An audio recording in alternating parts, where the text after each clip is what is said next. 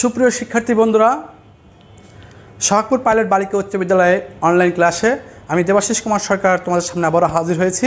আজকে আমি তোমাদের নবম দশম শ্রেণীর অর্থনীতি অধ্যায়ের অর্থনীতি বিষয়ের চাহিদা সংক্রান্ত যে প্রশ্নগুলি আছে সেই প্রশ্নগুলি তোমাদের সাথে আমি ক্লাসে আলোচনা করছি। তোমরা ক্লাসগুলি দেখে আশা করি উপকৃত হতে পারবে। ঠিক আছে, আমরা আর কথা না বলে আমরা আমাদের ক্লাসে চলে যাই। চাহিদা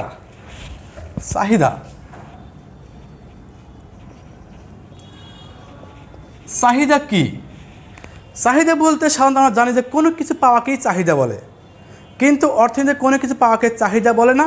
অর্থনীতির চাহিদা হতে গেলে নিজস্ব দামে দ্রব্য ক্রয় করার ইচ্ছা, আকাঙ্ক্ষা ও সামর্থ্য প্রকাশ করাকেই চাহিদা বলে। ঠিক আছে, তাহলে আমরা বলতে পারি চাহিদা হতে গেলে তার তিনটি বৈশিষ্ট্য বা শর্ত থাকতে হয়। একটা হচ্ছে নিজস্ব দামে দ্রব্য ক্রয় করার ইচ্ছা, দ্রব্য ক্রয় করার সামর্থ্য, দ্রব্য ক্রয় করার আকাঙ্ক্ষা। যদি তিনটার সংমিশ্রণ ঘটে তবে তাকে চাহিদা বলে, আর যদি না ঘটে তাহলে তাকে চাহিদা বলে না। চাহিদা গেল, চাহিদার সাথে চাহিদা বিধি। চাহিদা বিধি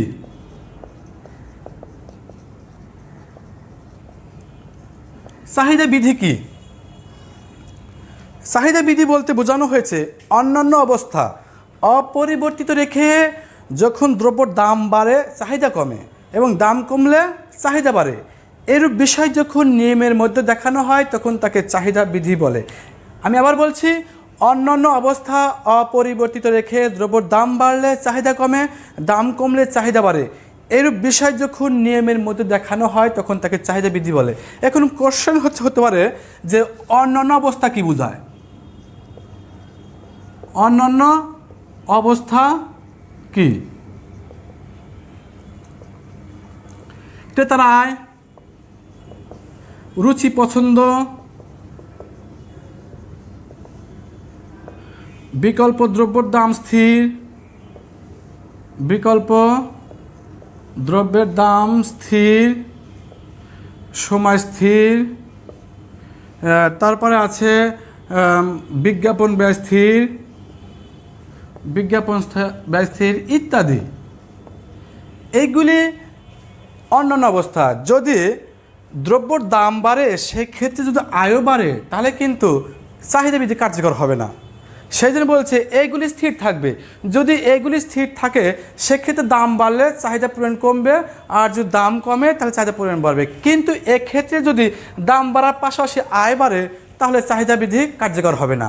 আবার যদি দাম কমার ফলে আয়ের পরিমাণও কমে তাও চাহিদা বিধি কার্যকর হবে না। তদ্রূপ এইগুলি রুচি পছন্দ যদি বাড়ে, দাম বাড়লেও সমস্যা নাই। দাম বেড়েছে, আমার রুচি পছন্দ বেড়েছে, আমি দ্রব্যটি ক্রয় করব। বিকল্প দ্রব্যর দাম, এই মনে করো গ্রামীণ সিম আর বাংলালিংক সিম, যদি বাংলালিংক সিমের দাম বাড়িয়ে দেয় তাহলে অবশ্যই গ্রামীণ সিমের দাম কী হবে? এর চাহিদা বাড়বে। কিন্তু দুটার দ্রব্যের দাম স্থির থাকতে হবে। যদি দুটোই একসাথে বাড়ায় তাহলে হয়তো চাহিদা বিধি কার্যকর হবে, আর যদি না থাকলে কার্যকর হবে না। সময় সেরকমই। সময়টা কি? সময়টা হচ্ছে আমার দিকে শীতকালে যদি গরম কাপড় তৈরি করা হয় তাহলে কি হয়? দাম বাড়লেও সেক্ষেত্রে কাপড়ের চাহিদা কী হবে? বাড়বে। তদ্রূপ যদি গরমকালে শীতের কাপড় তৈরি করা হয়, দাম বাড়লেও শীত কাপড়ে কি চাহিদাটা তখন বাড়বে। তাই বলা যায় এক্ষেত্রে সময়ও চাহিদা বৃদ্ধিতে কার্যকরী ভূমিকা রাখে। বিজ্ঞাপন, যদি বিজ্ঞাপন ব্যয় বেড়ে যায় তাহলে চাহিদা দ্রব্যের দাম বাড়বে, আর দ্রব্যের দাম বাড়লে কি হবে? এই বিধি কার্যকর হবে না। তাহলে বিষয়টা এখন আমরা চাহিদা বিধি তো বুঝলাম। এখন আসে হচ্ছে আমরা চাহিদা সূচি। চাহিদা সূচি, চাহিদা সূচি ঠিক একই রকম চাহিদা বিধি যে সংজ্ঞা প্রদান করেছি চাহিদা সূচিতে একই সংজ্ঞা প্রদান করব। শুধু পার্থক্য কোথায় আমি দেখে দিচ্ছি যে বলবো অন্যান্য অবস্থা অপরিবর্তিত রেখে দাম বাড়লে চাহিদা কমে এবং দাম কমলে চাহিদা বাড়ে, এরূপ বিষয়কে যখন তালিকার মাধ্যমে দেখানো হয়, তালিকার মাধ্যমে দেখানো হয় তখন তাকে চাহিদা সূচি বলে। আগে বলছিলাম কিন্তু আমি তালিকার পরিবর্তে নিয়ম বলেছিলাম, নিয়মের মধ্যে বা নিয়মের মাধ্যমে, তাই কী বলে? চাহিদা সূচি বলে। আমি আবার বলছি, অন্যান্য অবস্থা অপরিবর্তিত রেখে দাম বাড়লে চাহিদা কমে, দাম কমলে চাহিদা বাড়ে, এরূপ বিষয় যখন তালিকার মাধ্যমে দেখানো হয় তখন তাকে চাহিদা সূচি বলে। এখন চাহিদা সূচি কেমন হতে পারে প্রিয় শিক্ষার্থী বন্ধুরা, তোমরা একটু দেখো।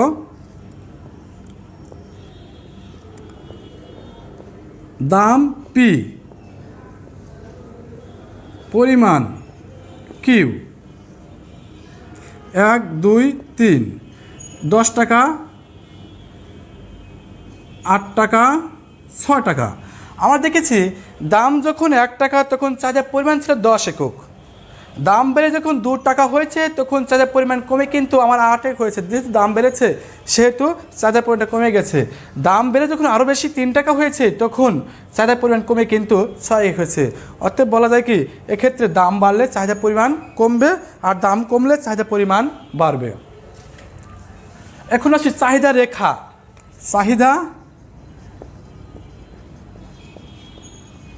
রেখা, চাহিদা রেখা ওই একই রকম সঙ্গে আমরা দেব যে অন্যান্য অবস্থা অপরিবর্তিত রেখে দাম বাড়লে চাহিদা কমে, দাম কমলে চাহিদা বাড়ে, এরূপ বিষয় যখন চিত্রের মাধ্যমে দেখানো হয়, রেখার মাধ্যমে দেখানো হয় বা চিত্রের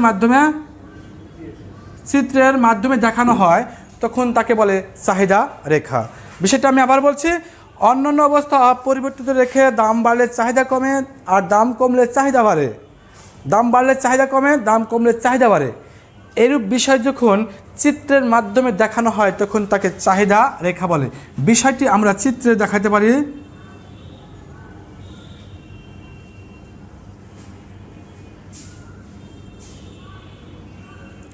আমরা দাম দিয়েছিলাম কত, 1 টাকা, 2 টাকা, 3 টাকা, y0x পরিমাণ, এটা কি দাম, এটা হচ্ছে কি ডিডি রেখা মানে চাহিদা রেখা। কত ছিল, 6 8 10, এ বি সি। আচ্ছা দিলাম চাহিদা রেখা। দাম যখন চিত্র পরিচিতি বলে আগে, চিত্রে ভূমি অক্ষে পরিমাণ, লম্ব অক্ষে দাম নির্দেশিত, ডিডি দ্বারা একটি চাহিদা রেখা নির্দেশিত। এখন আমরা দেখি দাম যখন 1 টাকা, দাম যখন 1 টাকা তখন চাহিদার পরিমাণ 10 একক যা এ বিন্দু দ্বারা নির্দেশিত। তোমরা বোধহয় দেখতে পাচ্ছ দাম যখন 1 টাকা, এই যে সই, হ্যাঁ দাম যখন 1 টাকা তখন চাহিদার পরিমাণ ওই লাইনে গিয়ে ঠিক নিচে কত 10 একক যা এ বিন্দু দ্বারা নির্দেশিত। দাম বেড়ে যখন 2 টাকা 3 টাকা হয়েছে তখন চাহিদার পরিমাণ কমে কত হয়েছে 8 ও 6 একক যা বি এবং সি বিন্দু দ্বারা দেখানো হয়েছে। এখন এ বি সি বিন্দু যোগ করে যে রেখা পাওয়া যায় তাই হলো চাহিদা রেখা।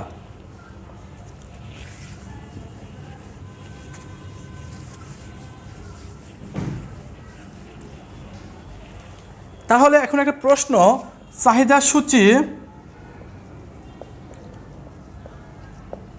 ও রেখার মাধ্যমে রেখার মধ্যে পার্থক্য দেখাও।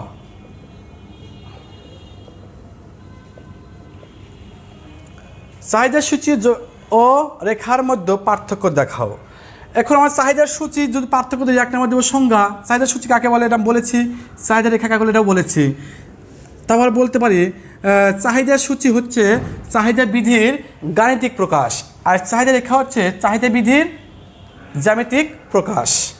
চিত্র দিবা আকৃতি পার্থক্য, একটা সূচি আঁকা দিবা চাহিদার সূচি আর রেখার ক্ষেত্রে একটা চিত্র আঁকা দিলে, এই 3টা দিলে গেলে 2 মার্কসের একটা প্রশ্নের উত্তর শেষ। এখন আমি একটা প্রশ্ন করছি যে একটি কাল্পনিক সূচি থেকে চাহিদা রেখা অঙ্কন করো। কাল্পনিক সূচি থেকে আমি একটি কাল্পনিক সূচি আঁকা নিলাম, এটা দিলাম হচ্ছে দাম পি, এটা হচ্ছে পরিমাণ কিউ, 1 2 3 4। আচ্ছা 10 টাকা দিলাম, 20 টাকা দিলাম, 30 টাকা দিলাম, 40 টাকা দিলাম, 800 একক, 700 একক, 600 একক, 500 একক দিলাম। বলছে উক্ত সূচি থেকে একটি চাহিদা রেখা অঙ্কন কর। আসলে এই সূচিগুলো কীভাবে হয় সেটা তোমাদের সিলেবাসে নাই, কিন্তু বিষয়টা আমি একটু তাও আজকে আলোচনা করে দিয়ে যাব না। চিত্রটা অঙ্কন করি আমি। 0 0 x y। আমরা যখন দেখছি দাম একটা ধরে নিয়ে আগে দাম 10 টাকা, পরিমাণ হচ্ছে দাম 20 30 40, কত 500 600 700 800। দাম যখন 10 টাকা ছিল তখন চাহিদার পরিমাণ ছিল 800 একক। দাম বেড়ে যখন 20 টাকা হয়েছে তখন চাহিদার পরিমাণ কমে হয়েছে 700 একক। দাম যখন বেড়ে 30 টাকা হয়েছে তখন চাহিদার পরিমাণ কমে আরও হয়েছে কত 600 একক। দাম বেড়ে যখন 40 টাকা হয়েছে তখন চাহিদার পরিমাণ কমে হয়েছে 500 একক। এখন এই প্রত্যেকটি সংযোগস্থল অর্থাৎ লম্বর সংযোগ এর ভূমির সংযোগের মধ্য দিয়ে আমি রেখাটা টান দিলে যে রেখা পাবো সেটা হচ্ছে কি রেখা? ডিডি রেখা। এটা তোমরা স্কেল দেখালে সুন্দর হবে। আমার এই হাত দেখানো তো এরকমভাবে ভালো হয়নি। এ বি সি ডি।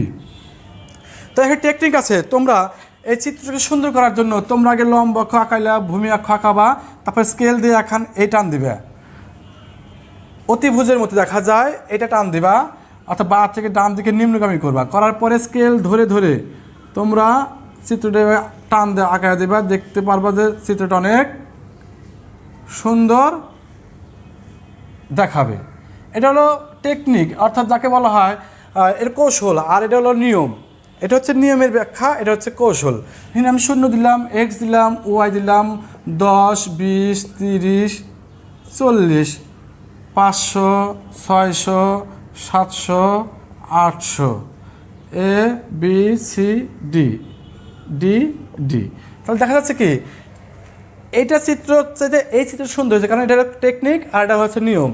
তো আমাদের নিয়মটা জানার দরকার আর টেকনিকটাও শেখা দরকার, যাতে আমাদের চিত্রগুলি সুন্দর করা যায়।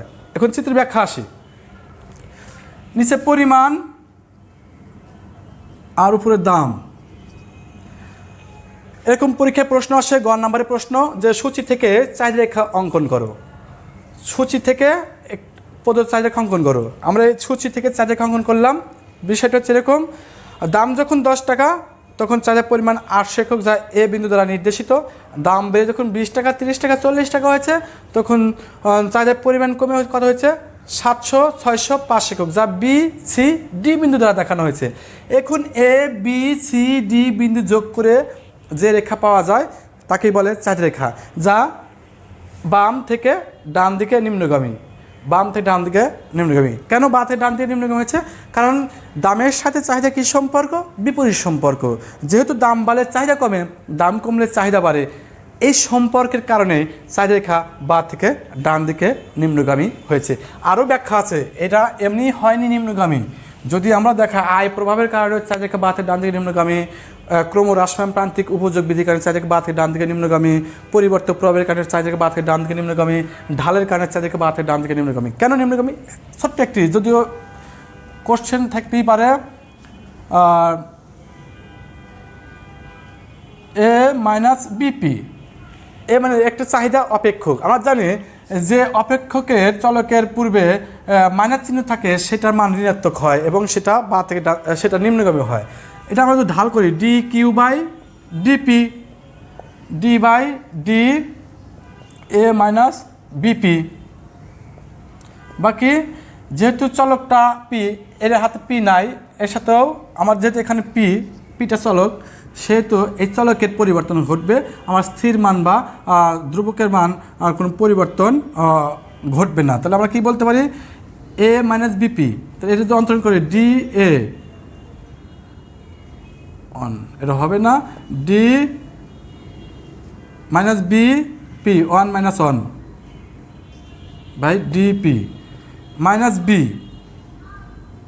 ডি ডিপি, পির মান 0 মাইনাস বি ইন্টু 1, অর্থাৎ বলা যায় যে মাইনাস বি। এই জন্য চাহিদা রেখা বা থেকে ডান দিকে নিম্নগামী।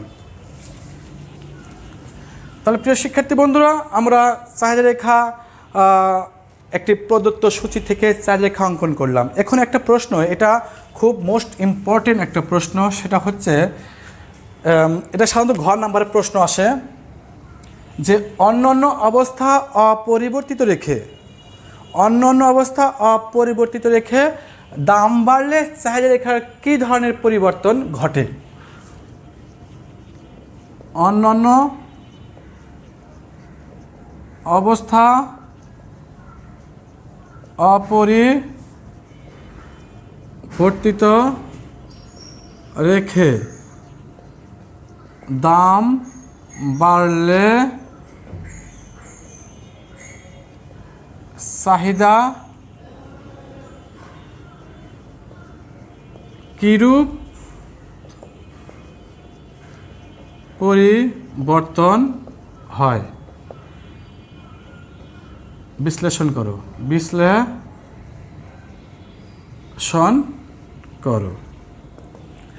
আমি কিন্তু পূর্বেই আলোচনা করেছিলাম যে চাহিদা বৃদ্ধির সময় যে অন্যান্য অবস্থা বলতে কী বুঝেছিলাম? আমি আয় বলেছিলাম, তারপর বলছিলাম রুচি পছন্দ বলেছিলাম, সময় বলেছিলাম, বিজ্ঞাপন বলেছিলাম, বিকল্প দ্রব্যের দাম বলেছিলাম, এইগুলি যদি স্থির থাকে সেক্ষেত্রে যদি দাম বাড়ে তাহলে চাহিদা রেখা কী হবে?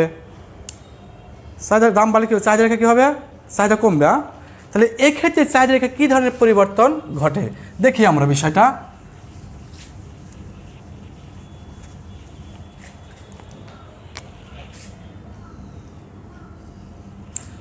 শূন্য এক্স ওয়াই একটি চাহিদা রেখা দিলাম DD1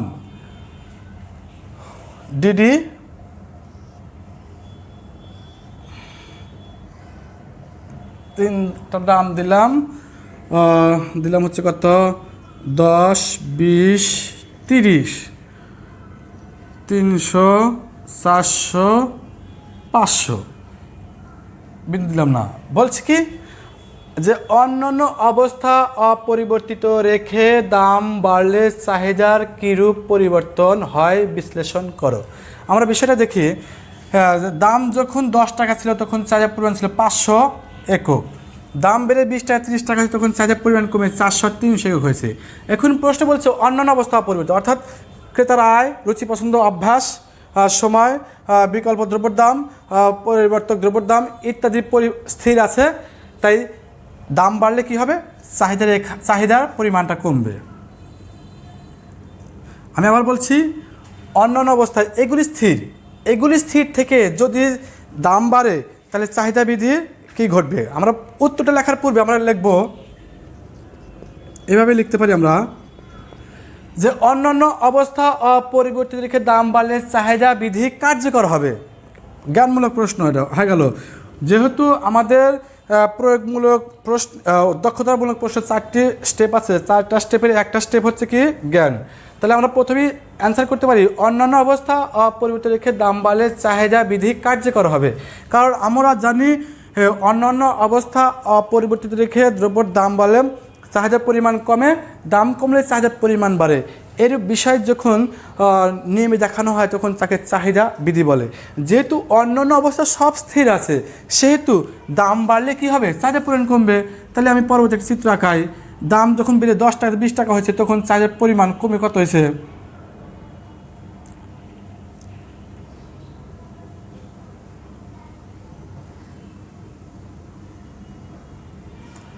দেখো, তাহলে অন্যান্য অবস্থা অপরিবর্তিত রেখে দাম বাড়লে চাহিদা রেখা বা চাহিদা বৃদ্ধি কার্যকর হবে। ফলে চাহিদা রেখা ডান থেকে বাম দিকে শিফট করবে, ডান থেকে বাম দিকে স্থানান্তরিত হবে। তখন তার পরবর্তী চাহিদা রেখা হবে কি? DD2। এর ফলে বোঝা যাচ্ছে যে আমাদের যে যদি সব কিছু স্থির থাকে দাম বাড়লে 10 টাকা যখন ছিল আগে 500 একক, এখন সেই 10 টাকা দামে আমার কিনতে হচ্ছে কয় একক? 400 একক। কারণ আমার চাহিদা পরিমাণটা কমে যাবে, কারণ আমার কাছে অর্থ নেই, সেহেতু আমার চাহিদা পরিমাণটা কমে গেছে। দাম বেড়ে যখন 20 টাকা হয়েছে, পূর্বে আমার চাহিদার পরিমাণ ছিল 400 একক, এখন দাম বাড়ার ফলে চাহিদার পরিমাণটা কত হয়েছে? আমার 300 একক। তাহলে বলতে পারি আমরা যদি অন্যান্য অবস্থা অপরিবর্তিত রেখে দ্রব্যর দাম বাড়ে তাহলে চাহিদা বৃদ্ধি কার্যকর হবে, ফলে চাহিদা রেখা ডান থেকে বাম দিকে শিফট করবে। ঠিক আছে সুপ্রিয় শিক্ষার্থী বন্ধুরা, এখন আমি তোমাদেরকে একটা বাড়ির কাজ দিচ্ছি, তোমরা বাড়ির কাজটা লিখে নাও। আমি এখানে দিয়েছিলাম অন্যান্য অবস্থা অপরিবর্তিত রেখে দাম বাড়লে, এখন তুমি আমি দাম কমলে,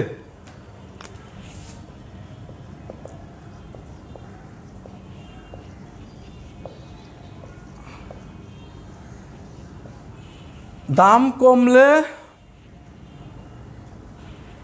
চাহিদার কীরূপ পরিবর্তন হয় বিশ্লেষণ করো। ঠিক আছে প্রিয় শিক্ষার্থী বন্ধুরা, আজকের ক্লাস আমি এখানে শেষ করি। তোমাদের সুস্বাস্থ্য কামনা করে আমি দেবাশিস কুমার সরকার তোমাদের অনলাইন ক্লাস থেকে বিদায় নিচ্ছি।